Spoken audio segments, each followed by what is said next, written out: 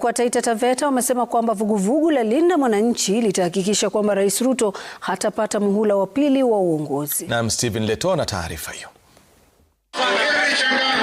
Viongozi wa Linda Mwananchi walifika katika kaunti ya Taita Taveta na kufanya mikutano katika maeneo bunge matatu ya Mwatate, Wundanyi na Voi. Ni katika mikutano hiyo ndipo viongozi hao waliapa kuungana na vyama vingine vya upinzani kabla ya uchaguzi mkuu ujao. Wakati hii hatutaki kwenda kotini. Tunataka tuwe kama watu wako nao. Tujitokeze nje, polisi wawe kama raia na tupige kura. Hapa Taita Taveta kuna mabwenyenye wanakuja kutoka Nairobi.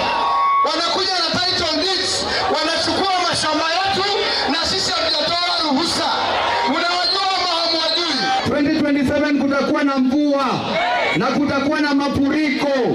Na hiyo mafuriko itabeba ufisadi wapi? Baharini. Itabeba ufisadi wapi? Ukosefu wa kazi. Ukosefu wa kazi. Abduction. Seneta wa Nairobi Edwin Sifuna aliahidi kuhakikisha kuwa Linda Mwananchi imekita mizizi kote nchini. Mwisho nilikuwa hapa, nilikuwa na majina mengi, nilikuwa na mataji, wakangoja baba yangu akufe, wakakuja wameninyang'anya kila kitu. Siku hizi siitwi SG tena. Na tunaondoka tukiingia Linda Mwananchi. Na hii Linda Mwananchi itakuwa chama. Tunaelewana? Hii Linda Mwananchi itakuwa nini?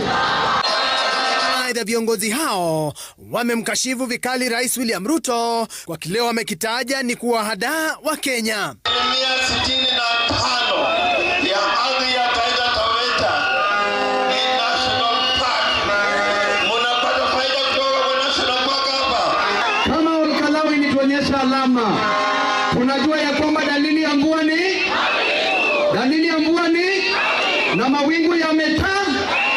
Pia wameapa kuendeleza kampeni zao kote nchini na kuwataka wenyeji wa Taita Taveta kutowachagua viongozi watakaosahau matakwa yao wakiingia ofisini. Stephen Leto, runinga ya Citizen. Na mtazamaji, nao viongozi wa Kenya